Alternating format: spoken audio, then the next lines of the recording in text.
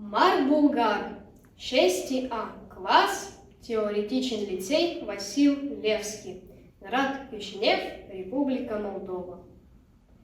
Христоботів, Хаджі Дімітр.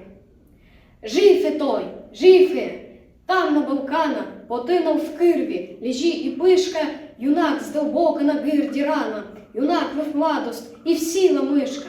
На одна страна захвирлим пушка, на друга сабля на две строшена.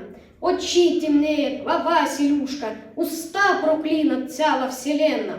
Лежи, юнака, а на небе-то слынце-то спряно, сердито пече, житвар копея нейде в полето, и крывта ложьте посильно тече.